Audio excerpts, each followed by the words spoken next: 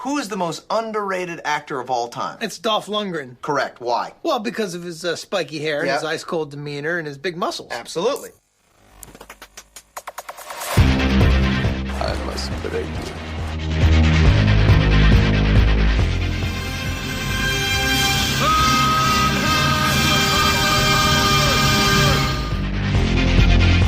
The guilty will be punished. My name is Sergeant Andrew Scott. Come on, guys, don't do this. If I don't get breakfast, I get real grumpy. I don't think you like me grumpy. And you go in pieces, asshole. Let's kick some ass.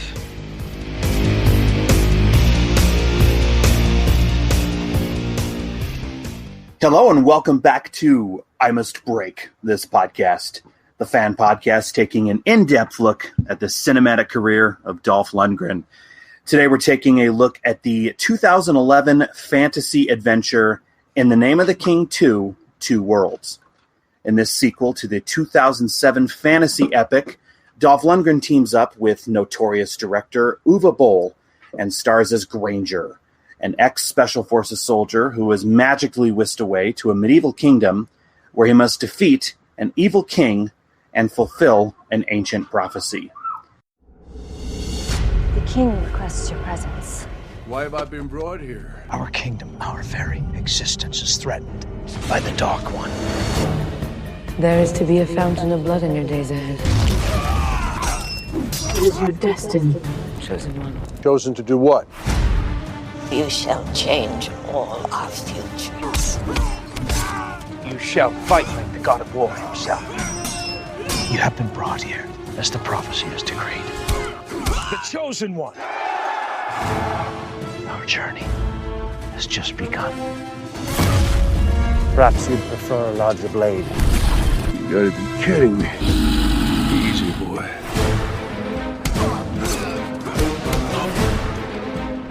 We all better get the hell out of here. May the gods shine upon you and bring you home victorious.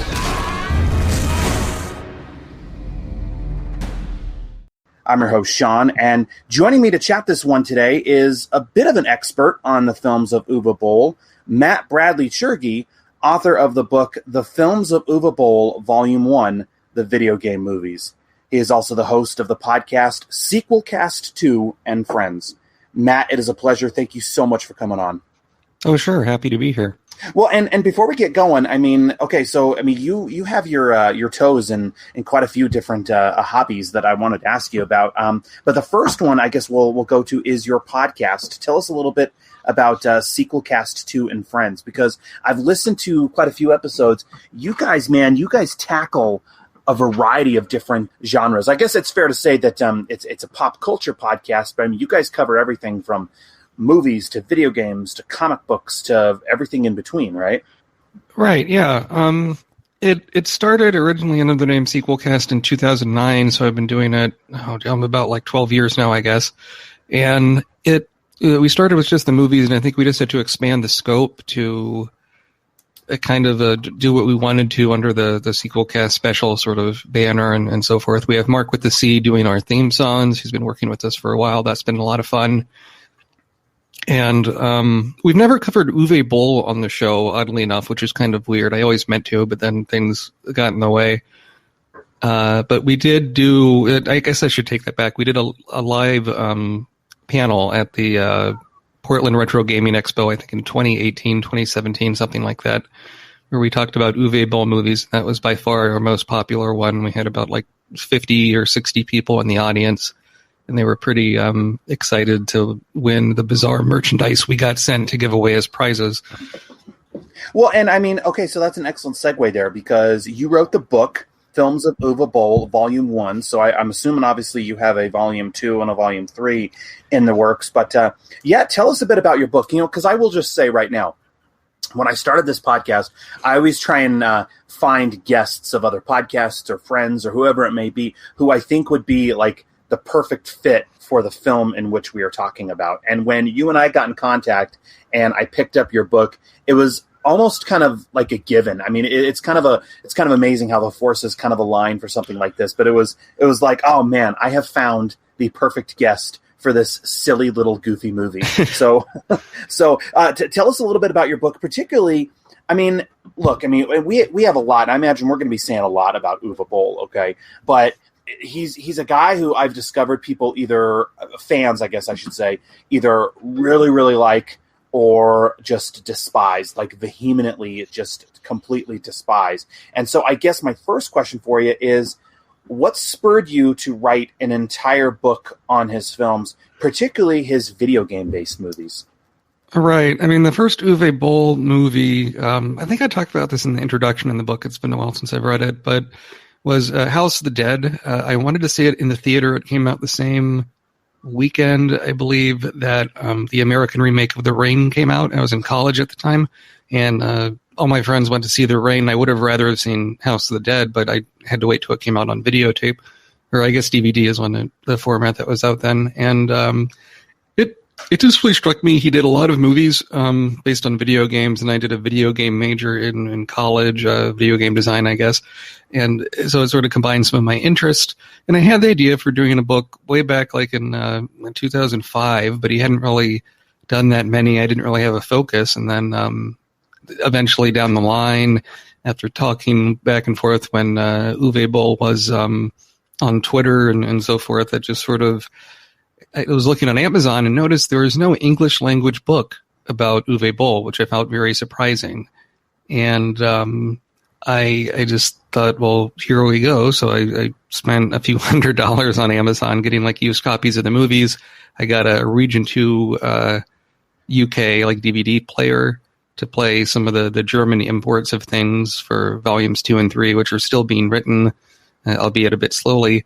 And I decided the video game movies for volume 1, in that, if I never did a volume 2 or volume 3, I think when people look up Uwe Boll or think about him, it's the video game movies. So I think that was just sort of an easier sell. And I found a small publisher on LinkedIn, and there we go. I think, the way I approached it is so many reviews of Uwe Boll, you mentioned people love him or hate him, and or just so negative, and I decided to try and go positive, and I might have overdone it a bit, but I think trying to put together what was going on in the plot, but kind of things I liked about the performances. And then he has a lot. Uwe Boll, I think, is a complicated man. He has a lot going on in his movies. And he became famous, I think, for maybe the audio commentaries on the DVDs at first. Oh, yes. And people act like House of the Dead is his first movie, but like that's not the case. And kind of like Martin Scorsese with the gangster movies, a lot of what he does is on a variety of topics, and I found that very interesting as well. I've said it before, and I'll echo it again. I think he's a fascinating individual, and you can pick apart his movies, and let's face it, I don't think his movies are amazing or anything, but not only do I find him fascinating, but he is a really keen businessman. Like he knows the market, and he was pretty wise to get out when he did. But he's gone on the record as saying, it looks like his video game based movies are the films that I think got him the most notoriety as well as the most hate.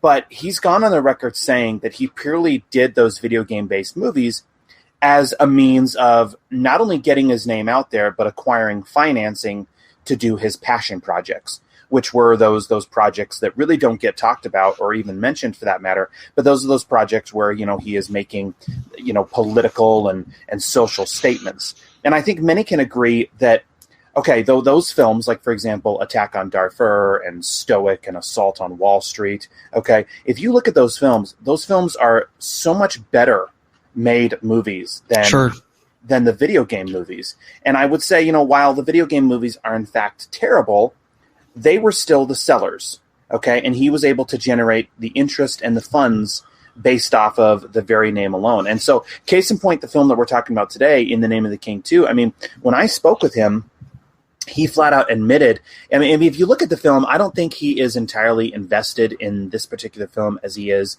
in the other movies. But again, I think he does these video game movies. Okay, hey, I'll do one video game movie for you for these investors or whatever. So then that way I can do the projects that really speak to me that I really want to tell. And I feel like that is very evident with this particular film. I mean, I think I need to look at his credits on IMDb, but I'm pretty sure that In the Name of the King 2, this film we're talking about today, was sandwiched in between his more serious think piece films. Right. I mean, at least based on when it was released, it came after the three movies he was making simultaneously of Blood Rain, The Third Reich, Barbarella, and Auschwitz. And afterwards he did, Assault on Wall Street, and some of the Rampage, Capital Punishment, and President Down. So, yeah, you're right. It's sort of in between all those. And frankly, as he does these movies, the budgets go down. But the budget, at least according to Wikipedia, for In the Name of the King 2 was about $4.5 million. And that's still okay. And you're able to get a name like Dolph Lundgren on the cover. I mean, I think that's pretty impressive in itself. That's more than I would have expected.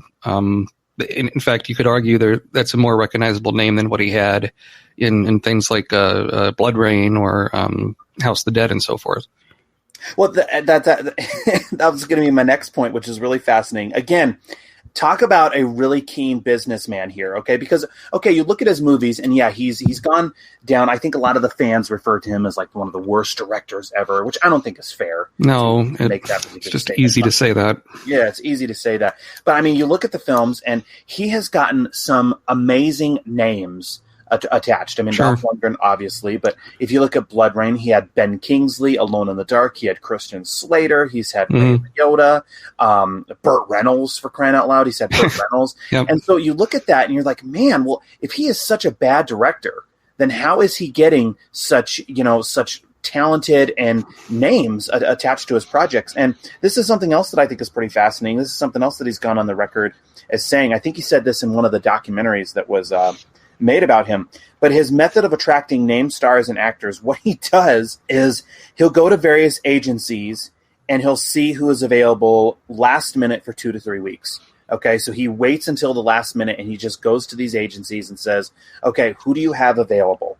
Okay, and most actors jump at the opportunity because, let's face it, it's a huge paycheck for 2 weeks worth of work, and these particular actors don't have really anything else going on. So if you look at a project, say, for example, like the first In the Name of the King movie, the one with Jason Statham, that one has such an eclectic cast of actors. It has Ray Liotta and Matthew Lillard and Lily Sobieski, and you look at it and you're thinking, like, really? Like, are these actors the best choices for these various roles? And I think what it was is, again, Uwe Boll came to their agencies last minute with a fat check in hand. They had an opening in their schedule, so of course they're not going to turn that down. Of course, they're going to they're going to take it. And with this particular film, okay, In the Name of the King 2, that was exactly what happened with Dolph Lundgren. Okay, so as the story goes, initially Dolph was initially approached, and he did turn it down. Okay, so he turned it down on the first time Uwe Boll asked him. And so I guess according to the commentary on this one, because I don't know about you, Matt, but I've listened to the commentary of this. I listened to Uwe Boll's commentary, and then I also listened to Michael Nashoff's commentary. So I've watched this film multiple times. Wow. But they were going to go to Steve Austin once Dolph turned it down. They were like, okay, well, we'll go to Steve Austin. He seems available. But then they approached Dolph a few weeks later. And I think what happened is there are a couple things here. Dolph must have realized that he didn't have any other projects that were going to be rolling before the cameras for at least a few months. But he also had a divorce, okay? So he also had a divorce here. And so, again, this is a last-minute production. He has a fat paycheck in hand for just a couple weeks of work. Well, an opportunity arose for something pretty easy. And so there you go. So I think that explains Dolph's casting. But with regard to his other casting, again, I think that's pretty interesting here. I mean, again, Alone in the Dark, the first one, Tara Reid is in there. Like, and you're like, why is Tara Reid in this movie? Like, she is like the worst possible choice as an anthropologist. But again, if he went to her agency last minute, she was available, she was a name. There you go. Yeah, and Uwe Boll complains a lot about Tara Reid on the commentary on that Alone in the Dark. And that he even did separate commentaries for like the director's cut, which is kind of hard to find, and all these different things. It's interesting to see what he has going on. I mean, you mentioned the documentaries. The first one, Raging Bull, around that time is when I was starting to write the book, and that one happened to pop up on Amazon Prime. And I was having real trouble with the first chapter on House of the Dead. I was trying to figure out, well, how am I going to write this? Is this going to be like really short kind of Leonard Maltin reviews, or what kind of a book is this going to be? And towards the end, Uwe Boll goes on a bit of a rant, as he tends to do, and he talks about, well, maybe someday someone will write a book about me and I'll be appreciated. And that sort of made me go, aha, okay. So if I go from the book from a more positive angle, maybe that'll be something. And I didn't write it to get compliments, really, but I got a nice note from Uwe Boll. I got a nice note from Chris Coppola, who was in he's not in The Name of the King 2, but he was like in Postal as one of the main bad guys, and also in Blood Rain 2, Deliverance, the Western one. So, that's always nice to hear compliments from people that worked in these movies, because I'm just really giving my opinion. And I've gotten negative reviews on Amazon in French, which is interesting, where they say, oh, it's not about the making of the books, but nowhere do I state it's about the making of the movies.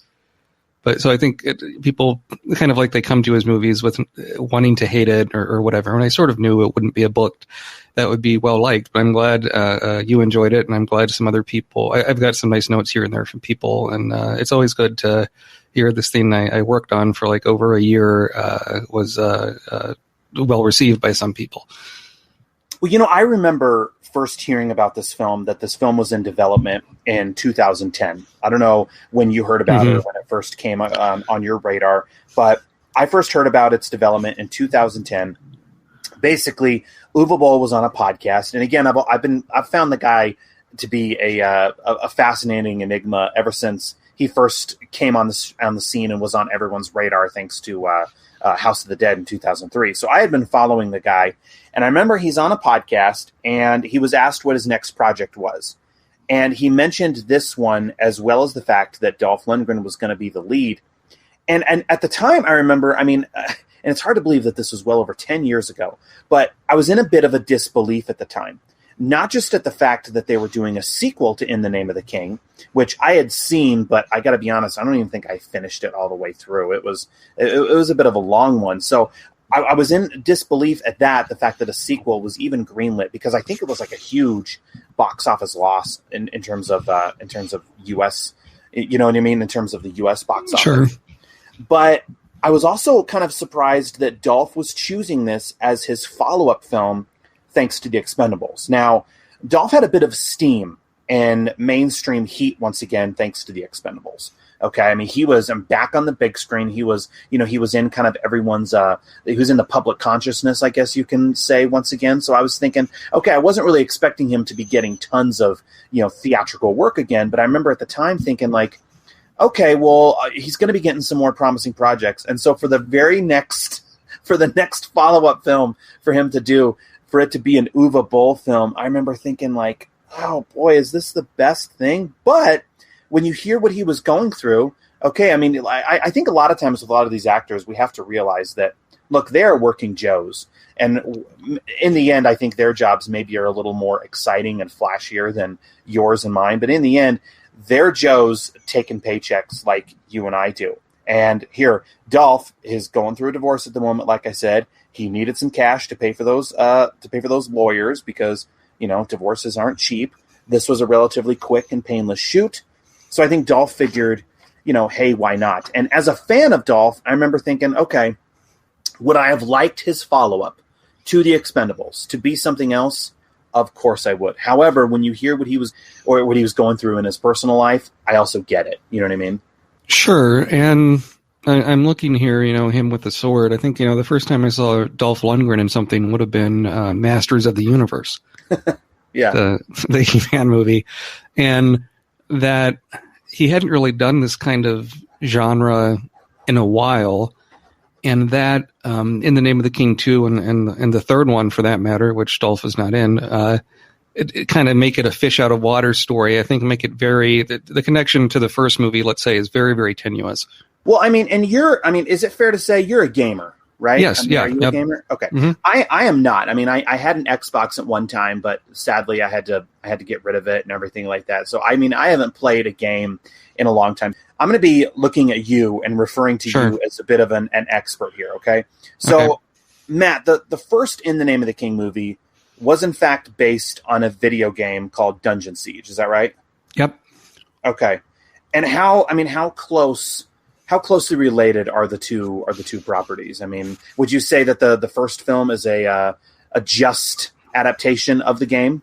I would say no. I mean, except from the beginning, you do play as a farmer named Farmer whose town gets attacked, and he's trying to, there is a character with the same name as the Burt Reynolds king, but he's just kind of in a dungeon near the end of the game and has maybe 2 lines of dialogue. It's not a very plot-focused game, on the other hand. You're sort of wandering around the world and going through caves and the forest and dungeons. More like a Diablo kind of game where you're clicking on enemies to fight them, kind of more action-based, I guess, as far as RPGs go. So, I mean, they picked something, Dungeon Siege, where it has a cool name, but as far as a plot, there's not much there. They're using some character names, but that's about it. Which is interesting. I think that's what pissed off so many video game fans with Uwe Boll's work, is he takes these video game-based properties and then he does films based on them, and they really don't have any... Like, if you look at the first Blood Rain movie, it's my understanding that has nothing to do with the game. Right. House of the Dead, which I always thought that was kind of an unfair criticism here. Like, okay, you're going to make a movie based on House of the Dead, which is essentially just a shooting game.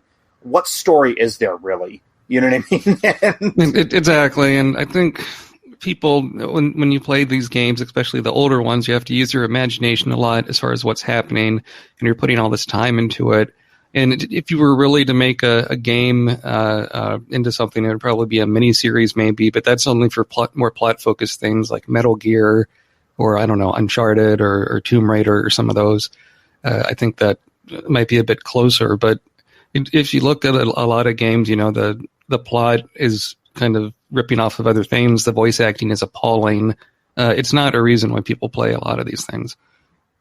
Well, and I mean, okay, so looking at this film, okay, In the Name of the King 2, okay, it's my understanding that this film it's basically a sequel in name only. I mean, it's not a sequel or has any relation to the game.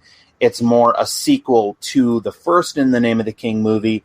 But, I mean, as I was looking at this, the ties to the original are extremely loose to almost non-existent, right? I mean, you can watch this film without having seen the original, and you're still going to be able to, understand the plot, and you're not going to be missing out on much, right? That's right. There's a scene kind of later on in the film where you get this exposition of the origins of Granger that imply things to the original film, but unless that's where they're going with it, it could just be anything. So you can absolutely watch this as a standalone, and perhaps I think in some ways that might be better because you won't go in with expectations, thinking this kind of these epic battles in the rain and all these kind of things in the first one. I don't think there were too many fans of the original who went into this sequel who left it completely pissed off. Like, what? There was no relation at all to Ray Liotta here or Leigh Sobieski. What about Matthew Lillard's offspring? Like, come on. But I mean, if you look at all of Dolph Lundgren's films, this was relatively a first for him. Okay, because outside of He-Man and the Masters of the Universe, this was really the first time we had seen him in a fantasy-type film. And I will say that, okay, at the time, it was odd picturing him starring in a film like this, because this really wasn't something within his wheelhouse, okay, something that he had really done or anything that I think he was really familiar with. And I will say, upon watching it again, 10 years later after I initially saw it the first time, it's still odd seeing him in this particular project.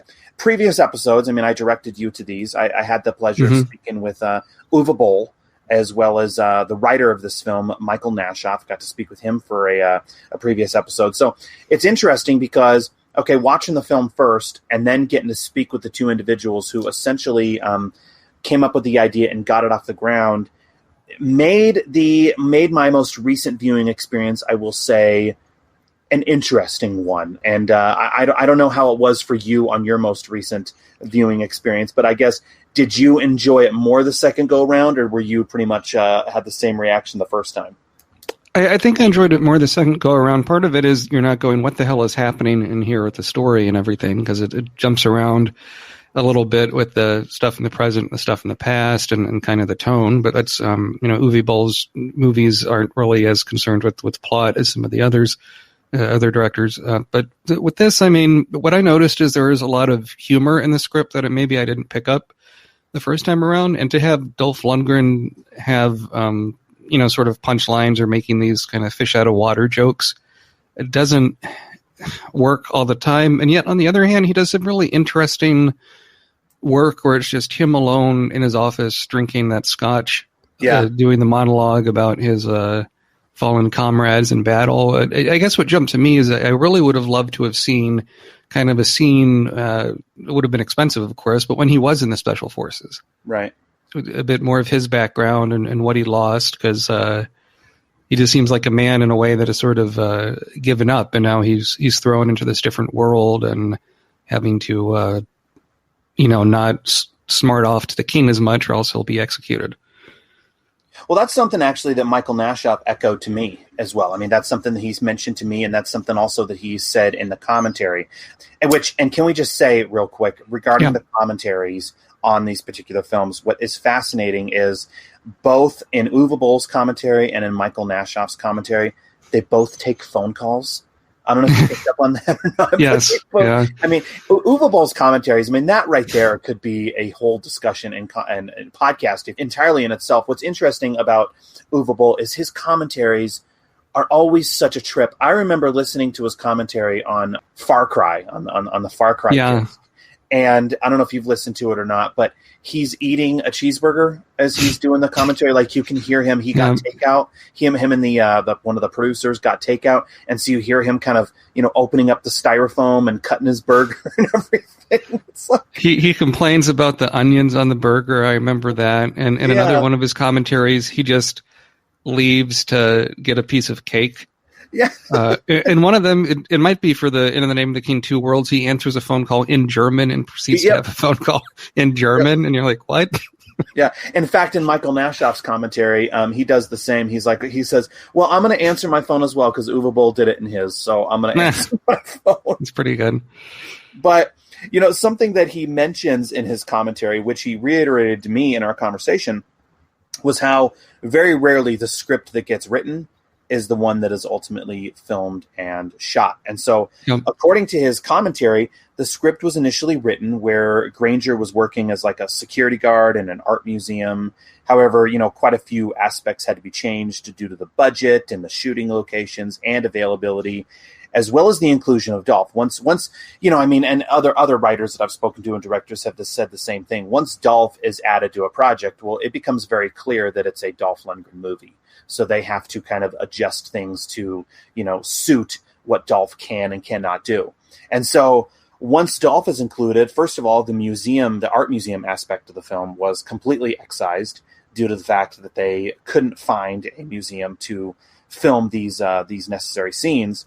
And once Dolph came on board, he had some very clear ideas to flesh out his character as well. So gone was the whole security guard aspect, and in comes the war hero element, where they made him, a former special forces badass, if you will. And so in this particular film, all right, he's playing the character of Granger, who is this, like I said, former special forces badass. He's living in Vancouver and teaching karate classes to some kids. We find out, kind of like you said, he has a bit of a tortured past where he lost a few guys under his command from what we can assume were some tours in the Middle East. And so, this is action movie 101 basically here, okay? If you're going to establish that your character here is a badass, okay, and, was amazing at one time, well then, it only makes sense that you have an opening sequence in the film where you see him in the Middle East leading his team, through battle or whatever it may be. But unfortunately, in the end, they didn't have the budget, they didn't have the time, they didn't have the availability to make something like that work. And so what we get is him I guess teaching karate in a to kids in a dojo. I guess that is going to service the need to show that he's a badass. Well, they're going to show him throwing down in front of some kids, basically, right? Yeah, it feels like something out of a Karate Kid sequel. To be frank, and on the other hand, I don't know. I mean, you get to see him with kids gives him a certain sort of warmth. Yeah. He doesn't makes him vulnerable. Yeah, makes him vulnerable. I mean, he doesn't interact with kids when he's transported to the other dimension or whatever where the movie takes place. But it's an unexpected opening, that's for sure.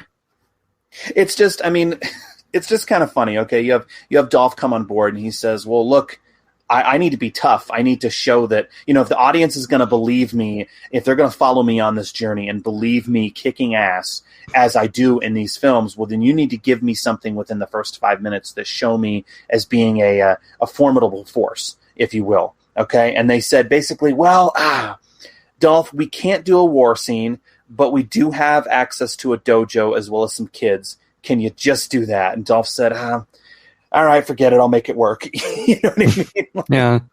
And, I mean, the way the movie opens, too, is a bit unusual. You see a woman being chased. Dolph Lundgren does this voiceover where you don't really know the context about what he's talking about. And then the camera kind of goes up and you see that it's Vancouver, British Columbia. That you think she's in medieval times, but it's in modern day. And that was a cool shot, actually. That reveal. Yeah, that was a good reveal. And it's like, oh, this is something different. Yeah. That was a good reveal. Well, and I mean, I don't know if you picked up on this or not, but, as I was watching it and as I did a little more research for the film. Okay, so Granger, which, by the way, means farmer, which happened to be Jason Statham's name in the Name of the King 1. I don't know if you picked up on that or not. Yep. So those are the ties right there between the two, Matt. Pretty much. So he comes home from his karate class. I thought this was interesting. So he comes home. He obviously we can assume he went grocery shopping because he's carrying a bag of groceries. And movie cliche, I guess you can call it, whatever. Inside his bag, all we see is just paper towels sticking out. He just gets one thing of paper towels, and that indicates he went grocery shopping, right? Yeah. So he comes home from his karate class, where he is attacked by some masked medieval assassins, and he fends them off and then is magically teleported back to he fends them off and then is magically teleported back to medieval times thanks to the help of a medieval fighter named Eliana, played by friend of the show Natalie Byrne, actually, who we spoke with on a previous episode. She later did a couple films with Dolph, Acceleration and Hard Night Falling. But I don't know if this bugged you as well as it did me, but how she has this magical ability to travel through time is never explained, is it? No, it's not. And you learn a little bit about the prophecy, but it takes a while before you learn what the prophecy is. And you're seeing so many different people's faces kind of flashed as he's being attacked when he's transported and kind of throughout the movie. It's a bit of a jumble. Maybe they were trying to go for a mystery there. I'm not quite sure. But you did. I mean, when you and I were speaking about this, I mean, you really appreciated and liked the scene where he poured himself a drink and I did. His fallen war buddies. We get some sadness from Dolph here, and this is one of the moments of the film that you liked, and I can actually see its merit as well because I think it's one of the best parts of this film. Sure. I mean, it lets him act without. He speaks a little bit, but it's just all in his face. And I was reminded a little bit of what he would do in his performance in Creed 2, bringing back Ivan Drago, where he doesn't really have a lot of dialogue, and he has to do it almost like a silent film actor. It's all in his face, and you can tell there's a history. He's thinking about things. Yeah. And it's I like when he takes that drink in his office. It's a bit of a ritual. He even uses a Sharpie for some reason to mark on the bottle, which I don't know why he needs that, but it's something that clearly his character has done a lot of times in the past, and he does it once a year, and it was just a nice sort of touch. I wasn't expecting that, and it's because of limitations of budget, but he really makes that work, and they kind of bring it full circle at the end with the even stuff with him drawing the bath in that huge bathtub comes in the end. So yeah, I have some feelings regarding the end here, but we'll get to that. We'll get to that. But so now basically Dolph goes back in time. I mean, the film really doesn't skip too many beats. I mean, he is back, in medieval times. He's transported back to this medieval time. Within 10 minutes of the film, actually. I mean, it's really, pretty really fast. quick. Yeah. So now basically Dolph is playing this man out of time, where this allows him to kind of flex his comedic chops. And he has fun with this conceit. I mean, he has some fun lines that he says, being this man out of time. I remember one he tells one of the medieval guys who really has a disdain for him. What does he tell him? Like, go be a good medieval bitch and respond to your king or something like that. But one thing, if we're going to look at this film, one thing that we do have to discuss is. Okay, whereas the first In the Name of the King movie, I mean, the first one had a whopping budget of $65 million. I mean, it's hard to believe that the first one was made on such a huge, amount of money right there. But it was made on $65 million. This one was made for not even a small fraction of that. It was reported $4 to $4.5 million, something like that. Yeah. So to cut corners, they had to really simplify quite a bit, especially in terms of production design. And so I don't know if you picked up on this or not, but this is what I found interesting. So, okay, this is working with, quite a small budget, especially compared to the first one. So what do they do? And so what the production team decided to do here to kind of simplify things is instead of building an entire castle, what we basically get is the front of a castle.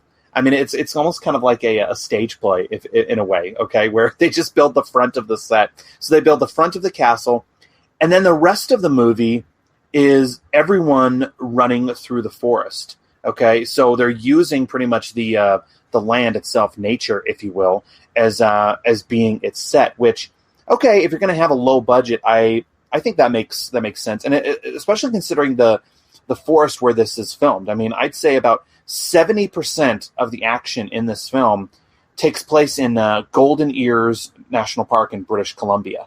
And talk about instant production value, because I mean the shots of the forest in this film, I will say, if you want to give some merit to the film, the exterior shots of this forest just looks beautiful. I mean, I have never been here, but I after watching this, I told my wife, like, wouldn't it be cool to go hiking through Golden Ears National Park, because it just looks so majestic and beautiful. And I didn't know this, but this is actually also where the original Rambo movie, First Blood, was also filmed. Oh, how about that? Okay, yeah.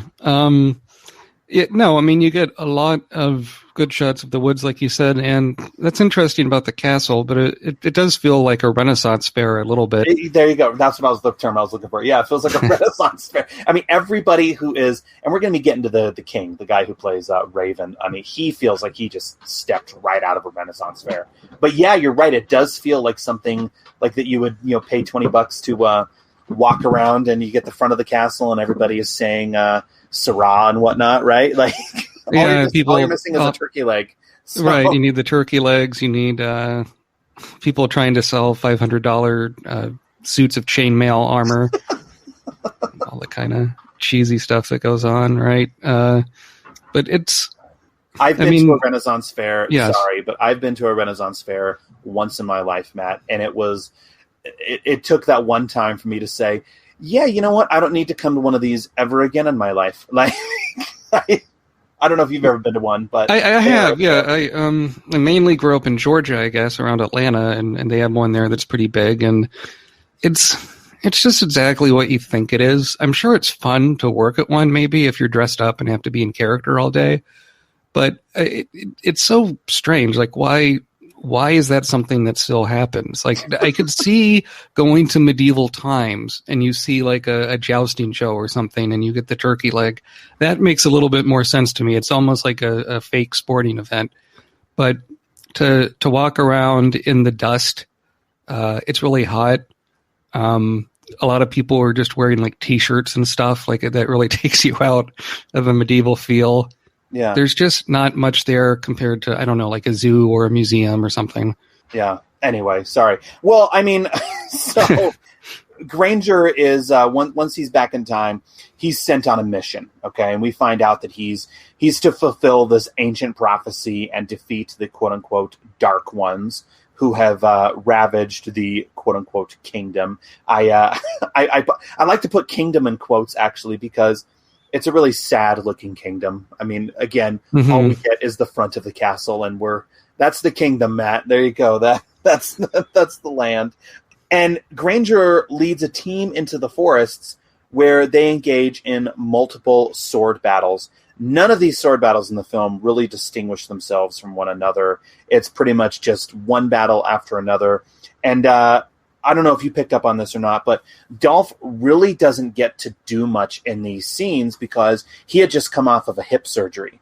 So much of these scenes with him in the forest doing battle, that had to be done with a stunt double. So if you watch the film, he's really just kind of standing, waiting for the attackers to come to him rather than charging them because he had that hip surgery. And even nowadays, if you see him running in films, it's I mean, look, I haven't had a hip surgery or anything, so I can only imagine. But yeah, you're not going to see from about, I'd say, 2008 onward, you don't really see Dolph running too much in his films anymore. So that's why a lot of these forest battles look a little sad, especially on Dolph's behalf.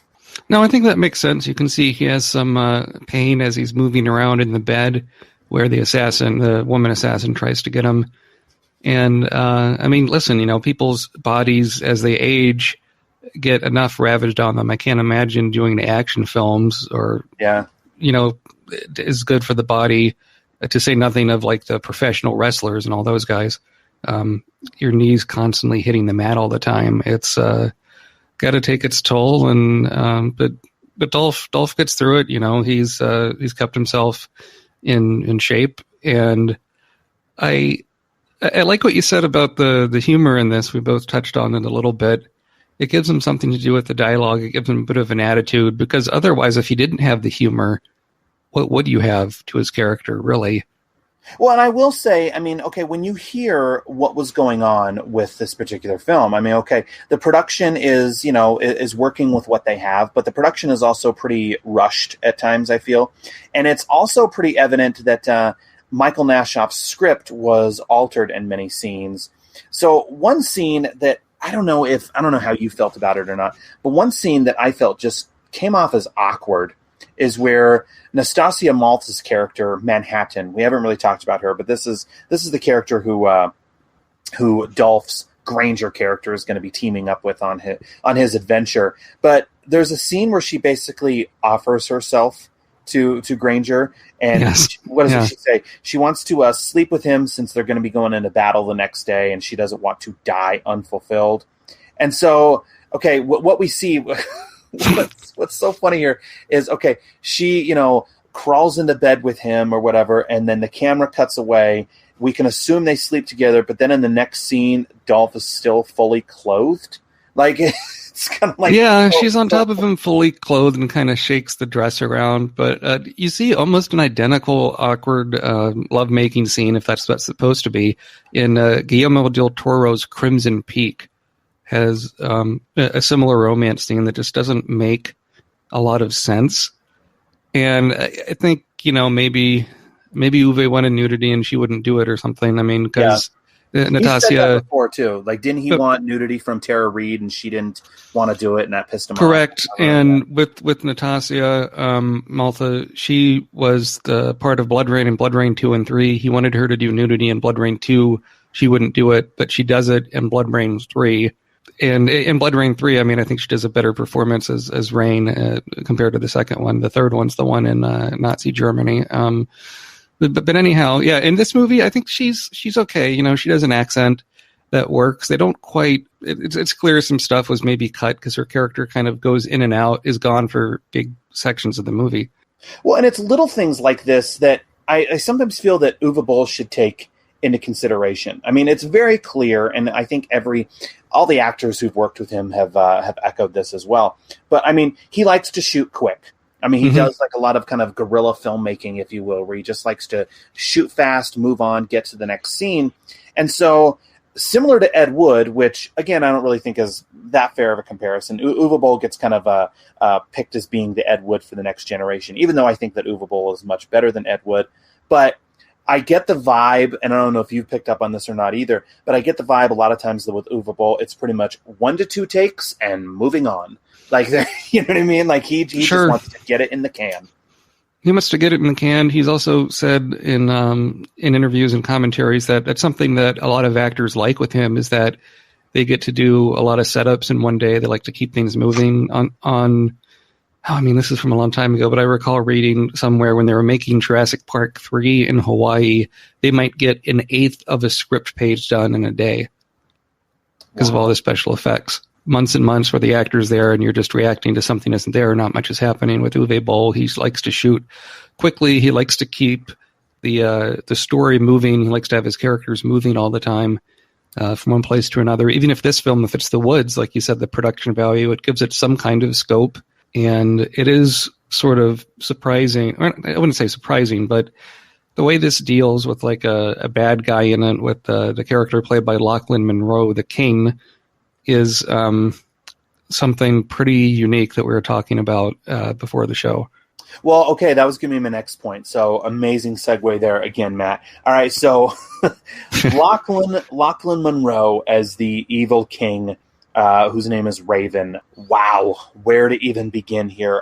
Again, kind of going along with what I said earlier in terms of the casting. I think Lochlyn Munroe was someone else who was available for a couple days at his various agency, and Uwe Boll said, let's do it. I don't know what's going on here. I have quite a few issues with this particular. Not so much. Well, how do I want to say this? I have some issues with the actor picked to play the king, but also the way in which they present the king as well in the film is problematic. I mean, for one, I don't know if you felt this or not, but I think Lochlyn Munroe, he's completely miscast here.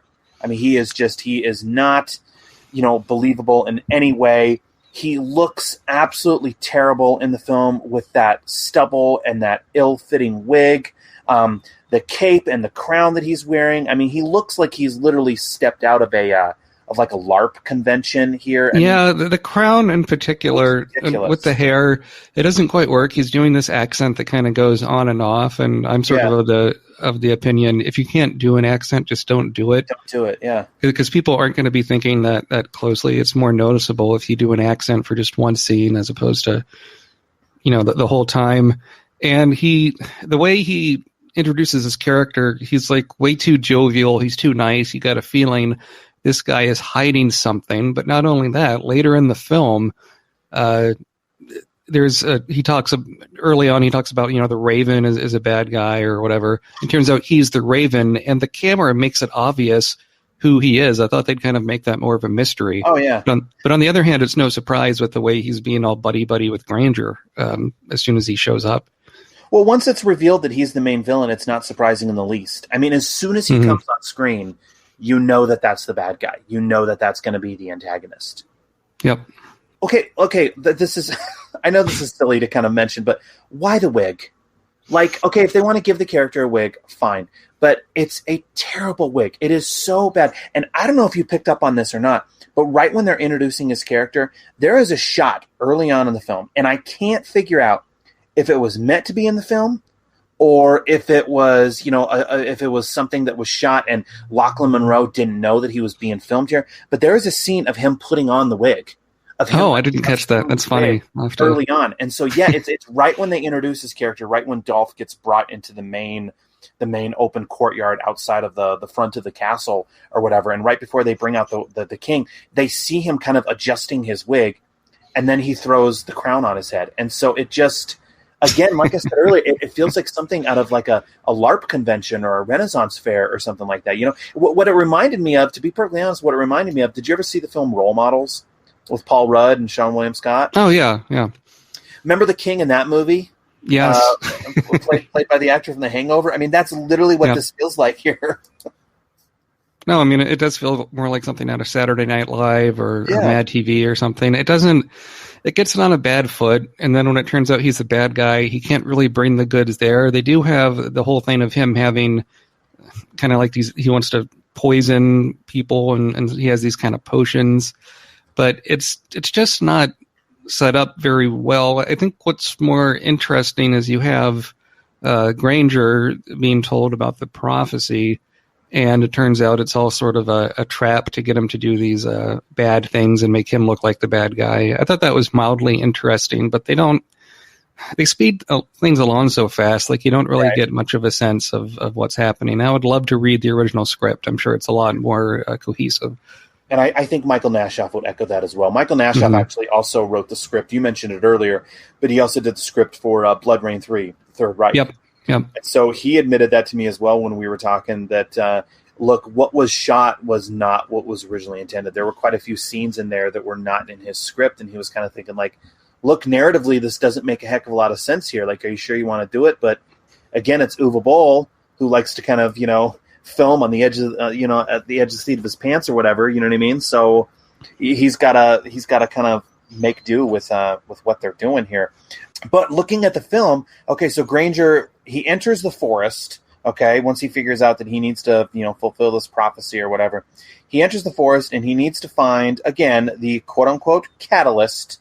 Okay, that is going to save the kingdom, if you will, which is a baby dragon, basically. So it's not a fully grown dragon; it's a baby dragon.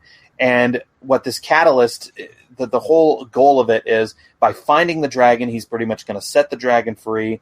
The dragon is going to fly in, swoop in, and topple the kingdom that was led by Raven, and allow the kingdom to be reclaimed by the people of the forest. Because once Raven came in, he pretty much exiled, everybody out into the forest so that he could take over. And so this dragon is pretty much going to lead the army to, front their assault, right? Yeah. The dragon looks okay. Like you said, it's a baby dragon. It's not bad. It's serviceable for a direct film. Yeah, for direct-to-video, it's fine. I think that it's in the woods, that does help it a bit, because you can use the shadows and things to kind of make it look more menacing than it is. I did like the scene. It reminded me a bit of the part with Samuel L. Jackson in Deep Blue Sea, where a soldier is giving a big speech and the dragon just comes and squishes him. Right, yeah. I thought that. Yeah, and I think when the film was in pre-production, or when Uwe Boll was selling it, and trying to get financing for it, that was one of the big selling points for it, was he wanted a dragon in this film. Because he felt like, okay, the first film, which is based on Dungeon Siege, and I don't know if in the video game, are there dragons in the game? I have no idea. Probably. It's been a long time since I've played it. But let's say there are. It's pretty likely. Yeah. So, and I think that's what Uwe Boll wanted. He said, okay, look, there weren't dragons in the original film. So, okay, if this is going to be working with, a small fraction of the budget of the original, well, I'm going to put some money toward a dragon in this film, and I'm going to put a dragon there. And so I would say on that front, he did deliver. In listening to Nashoff's commentary regarding this dragon, I don't know if he wrote it as such to where it was going to be like this kind of small little dragon, but he liked it to where, and I remember listening to it and thinking, okay, it kind of makes sense, because if you think about it, like, okay, how is a dragon going to be able to hide in the woods and not be detective? But you know what I mean? But this particular dragon, it almost seems kind of feral in a lot of ways. Like, it's really skinny, like it's been living off the land and everything. So, I'm not a dragon or fantasy expert, but when you hear that, it's kind of like, all right, I guess that makes a little sense there. Sure. I bet they also were thinking, when they were trying to sell it, Game of Thrones was still going on at the time. Yeah. So dragons were big in that. I'm sure anything with dragon in it was you had How to Train Your Dragon, you had those cartoons, right? So I think all that stuff makes it an easier sell to financiers. But the dragon does pick up the action a bit, makes it a bit different, as well as what's going on, which I think is nice. Because if you just have people running in the woods, that works up to a certain point. You need something to kick it up a notch towards the end. Well, and we also get the revelation near the end that, all right, here's our ties to the original. The former king was actually Jason Statham's character from the first film, and that Granger is the son of Jason Statham's character. So again, we have that connection. Granger equals farmer, Get it?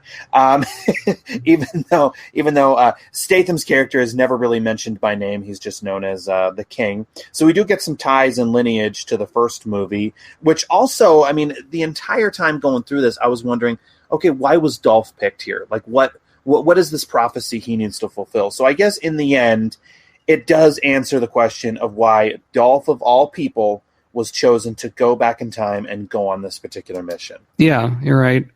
And with that speech, I mean, they talk about, I don't know if they needed to make it so complicated where it's like he was born in this land and then was taken to Earth and left there as an orphan. And then they do a very clumsy sort of flashback to the beginning of the film. And it turns out his mother was there dressed in black as he was beating up the guy on his staircase. Well, and so it turns out, okay, again, not a surprise in the least, but that Raven is the villain of the film, like we said earlier. He's also an expert alchemist, and I found it kind of interesting because they established these as expert alchemist who has all these knowledge of chemicals, but then they see him mixing the chemicals and everything, and he's not really even wearing gloves or anything like that. Like I get that it's medieval times, but it's kind of like, dude, you're messing with like disastrous plagues here, like.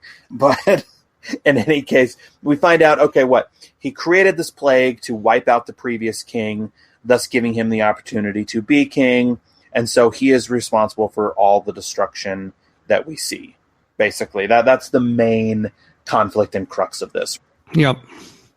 It is, and we could have used that earlier in the film. I think you do have some suspense as they are racing towards the portal near the end of the movie, but it doesn't quite have the oomph that it should. I don't know, and Ray Liotta, was kind of over the top. Maybe Lochlyn Munroe needed to be a bit more over the top as a villain and scheming, but he just looks like a nervous guy running around. It doesn't quite have the gravitas that you'd want. Well, and so, okay, I don't know how you felt about the final battle or the climax of the film, but I had some thoughts on it. Okay, so once Raven is outed, okay, if you will, and his entire plan is brought to the public, both Raven and Granger go through the portal of time. Again, we have no idea how this portal exists and why, how certain people are even in this time period or even able to open up a portal that goes through dimensions, but okay, whatever. But they both go through the portal of time and they have their final battle in the present, and they duke it out in Dolph's character's house. Now, I have a few issues with the film, as we've talked about, but I think this is one of my biggest issues with the film, and I don't know how you felt about this or not, but I feel like the final battle between Dolph and the King should have taken place on a mountaintop, okay, in the past, in medieval times, with swords, okay? They had this, they had the availability of that forest where they were filming, so I think they should have found some kind of mountainous area. I mean, there are many scenes where they're on tops of mountains, where they're climbing mountains and whatnot, so I don't understand why a film that takes place in medieval times that should ostensibly have our two leads battling with swords in the past, they decide to bring them in the present and have them fighting in a small little house. Like, it's like, what is this? And they're not even fighting with swords. They're fighting with pots of hands.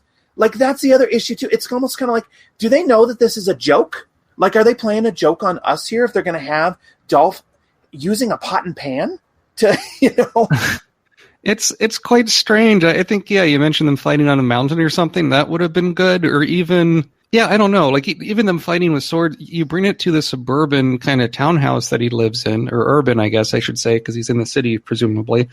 And it just feels almost like Home Alone, or maybe something from the Harrison Ford thing, the Tom Clancy Patriot games, where like the guys are invading the house.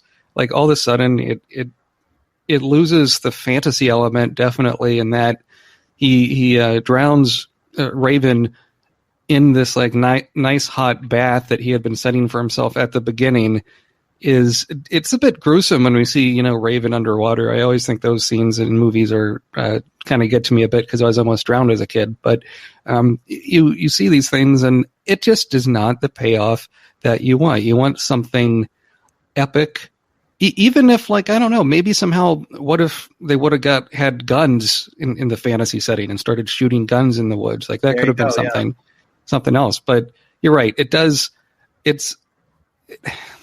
has to be like a budgetary thing. I don't know. Yeah. It just feels like it's being a little bit too clever and too strange for the sake of being strange. It doesn't quite work. It's not adventure. It's the opposite of adventurous. You want to end on a high note, and this doesn't. It's because especially when you see them in the modern day setting, they don't have magic or things to save them. Yeah. Dolph Lundgren could easily take Lochlyn Munroe. Well, I mean, as we talked about earlier, I mean, I get that the film is ridiculous. I mean, obviously. Yes, sure. But it looks absolutely absurd seeing Lochlyn Munroe in his wig and costume, duking it out with Dolph in a kitchen, then in a bathroom, using pots and pans. And like you said already, I mean, so how does Dolph choose to dispatch of this evil king? Well, he drowns him in a bathtub. Okay, now on one hand, if an attacker came into your house, obviously you're going to use whatever resources you have to defend yourself, to dispatch of him. I get that. But on the other hand, I guess in the end what I come back to is, in a film where Dolph is playing a modern-day karate guy who goes back in time to medieval times to take on an evil king, I want to see that. I want to see him throw a roundhouse to the king's head and use a sword to impale him.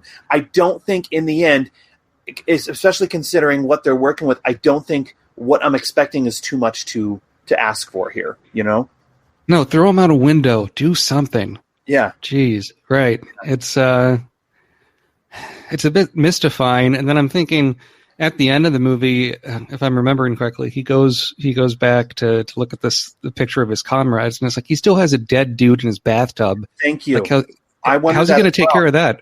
How's he going to exactly? How's he going to? Oh God, Matt, that was my next point. So the final scene is just rushed and weird because Dolph drowns this guy in his bathtub.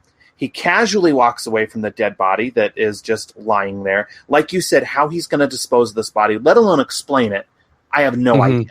Especially considering, how is he going to explain this? Oh, this guy from a LARP fair came into my house and tried killing me. Sure. And so what he does is he slinks down back at his desk, pours himself another drink, looks to the picture of his war buddies, and he says, "Well, guys, we did it." And I'm thinking to myself, what? Did what exactly? And how would his war buddies be pleased with this? How did he... What did he say? Something like, we won this one. What did he win exactly here? It makes no sense. It's not a good note to end things on. I mean, you could make fun of that first In the Name of the King for having just that ridiculous sequence where it's the two wizards making the swords float and just the floating swords fight each other. But at least that's something. Or the books are holding Jason Statham in place as they're spinning around.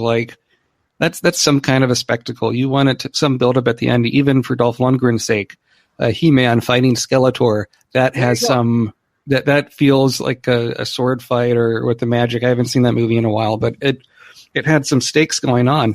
But here it just ends on a big pile of nothing. And although I think the drowning, it's a savage way to die, and that's somewhat interesting. In a bathtub, do it. Maybe if you're going to drown him, drown him in the medieval times after you kill him, in the poisoned water or something. Make him eat his own medicine.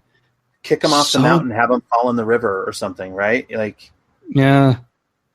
Just not a great way to end it. But I think In the Name of the King, Two Worlds, Dolph is doing something different. I think on the more positive note, the comedy is something a bit interesting for him to be doing at this stage in his career. What other film are you going to watch that has Dolph Lundgren doing karate, that has sex scenes with the clothes on, that has him going to a different fantasy land, that has him drowning someone in a bathtub, all in one movie? You're not going to find that anywhere else. Teaming up with the dragon, of course, yeah. Dolph and a dragon. You have the matchup everyone wanted. So I mean, In the Name of the King, Two Worlds, it's a unique sort of movie, and I think you need to go into it with it's not maybe what you're expecting from the cover box or the trailer, But it's something I think that's worth seeing, and there's fun to be had, as long as you don't go expecting it to be like the next Lord of the Rings or Hobbit or something. Well, you and I were talking about it yesterday. They did do another In the Name of the King movie, which is hard to believe. So again, Uwe Boll's investors must have found investment here where they could get their money back, but they decided to do a third one of these movies. It was called In the Name of the King 3, The Last Mission. This one saw Dominic Purcell in the lead. So instead of Dolph Lundgren, they went with Dominic Purcell. And what's interesting is they did the same thing once again, where they did a man out of time goes back in time to medieval times. But I remember, because I did, when I first heard about it, and then when I watched it, I remember thinking, okay, if Dolph was going to do an In the Name of the King sequel with Uwe Boll, this is the one he should have done. Because what they do is Dominic Purcell's character, if I remember correctly, he's like a hitman. He's like a contract killer, right? And I remember thinking to myself, well, that's what they should have had. I would have much rather seen Dolph play a modern-day contract killer who gets whisked away to medieval times than a karate instructor. You know what I mean? For kids. Yeah, not only that, in the third one, not to get too off topic here, or a little bit over time, you have the guy that's making him do his last mission is the same actor that plays the bad guy in the medieval setting, which is sort of interesting. You have kind of a romance in the story. It just seems like a sort of loose remake of the second one, but the pieces tend to fit together a bit better. Well, okay, so here we are at the end. Okay, the moment has come, Matt. I like to do two recommends. So one recommend as a Dolph Lundgren movie, okay, as a Dolph Lundgren vehicle, and then another recommend as a film in general. So, in your opinion, okay, especially from someone who, let's face it, wrote the book on Uwe Boll's films, does In the Name of the King 2, Two Worlds, get a recommend from you on either of these fronts? As a Dolph Lundgren fan, I would say yes, because it's just so strange.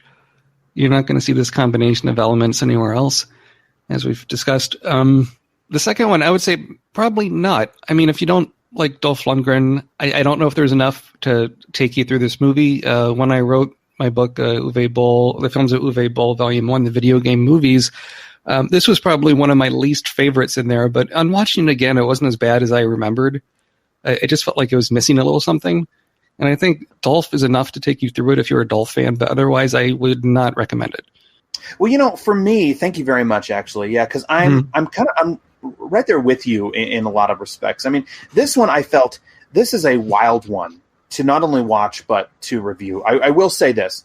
If the idea of Dolph Lundgren welding a sword and running through a forest and coming face-to-face with a CGI dragon sounds appealing to you, then I'd say go for it. I mean, I've never personally been into the Lord of the Rings movies, so if it wasn't for Dolph Lundgren, I would not have even picked this film out. And I've seen most of Uwe Boll's films, but these kind of fantasy adventures just have never really been my thing.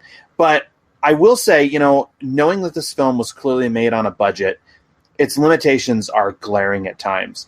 And there are moments where it's very clear that Dolph is, he's having fun with what he's been given, but I also think it's tongue-in-cheek, and he's also playing many of these scenes knowing that, he's fully aware of the silliness of the material. For the most part, I think Dolph is clearly going through the motions. I mean, there's many scenes where I think he just seems bored, and he really just wants that paycheck to clear so that he can pay for his divorce attorneys. So for Dolph, I imagine that the movie was a success in that sense because it delivered what he wanted out of it. But to the fans, I will say it's just another tired conceit that we've seen in other films before. Even Uwe Boll, who I respect and, like I said earlier, who I appreciate what he does, I will say even Uwe Boll seems a little tired here with this particular outing. Other than some fun exterior shots of Golden Ears Park, there's really nothing much here else of note to write home about. In the end, it's in the end, I feel it's essentially just a bunch of actors playing LARP or medieval times, and then just filming that entire convention. So definitely, no, I think that's well put. And yeah, I'm curious if Dolph will ever do another sort of fantasy set movie where he's actually fighting with swords. again. They've been trying to do He-Man as a new movie for a long time, and it's never got off the ground, but maybe they'll put him in some kind of a cameo or something. He said, I mean, I think since the Expendables, and I was going to be, I've talked about this on the show before, but since the Expendables and he got divorced and he also moved back to Los Angeles, what that did is that unlocked a lot of doors for him. And he has been busy. I mean, he has been really, really busy with a lot of more. It's interesting because if you look at his output since 2010, he's actually done more films since 2010 than he did from like 1985 to 2010. I mean, it's really wild. Wow. I mean, and granted, a lot of these are supporting roles and cameos, but I think in the end, I think anymore, kind of like what we said earlier, he's a working actor, you know what I mean? Looking to, he has bills to pay like we all do. And I think as long as the check clears and it's a role that is new and interesting to him, he'll jump on board. And I think with regard to the Masters of the Universe reboot, he said he thinks it'd be kind of cool to come back and play like the King or something like that. Yeah, if they sure. ever do that, I think that would be awesome. Yeah, all I know that's going on with He-Man right now is they're doing a cartoon of it for Netflix that Kevin Smith of all people is in charge of, which doesn't on the surface doesn't make a lot of sense. But no, me neither. Yeah, but otherwise, I liked Kevin Smith when I was about 16. But you know what happened is I grew up, and his dick and fart humor really didn't grow with me as I became older. So right, I will say this: I've got to see him. I saw him speak live one time after a screening, and if you can get into one of those to see him live, that's sort of fun because he does really well with an audience. Okay, yeah. I think anymore with Kevin Smith, and sorry to go off on this tangent, but I think anymore with Kevin Smith, I think he is amazing in terms of podcasting and live speaking, if you will. But anymore in terms of his directing output, if you will, I haven't seen anything that is really worthy of writing home about. But maybe he still has some juice left in the can to do something worthwhile. But I haven't seen much, in my opinion. All right, and speaking of Uwe Boll, he's apparently filming stuff in Germany right now, so I wonder what that'll end up being. Yeah, he has a documentary I know that he produced on the homeless crisis in Vancouver. So, yeah, I think that should be cool. Well, before I let you go, anything else that you want to plug? I mean, we mentioned Sequelcast. We can find that on iTunes and all the various podcasting apps. Your book. Where can we find that? I know you have a website as well. Yeah, the website might be the easiest place. It's matwbt.com. On Twitter, I'm also there at matwbt.com. The Twitter's kind of all over the place, kind of political sometimes, but there's fun to be had, I think. Also a lot of cat photos, if you like that sort of thing. I have 2 cats and 2 dogs here in Portland, Oregon, so they get exploited on my Twitter. Okay. So that's something. Cute animals, I guess, always work more often than not. I like to take photos of my cat really obvious in the picture and then say spot the kitty.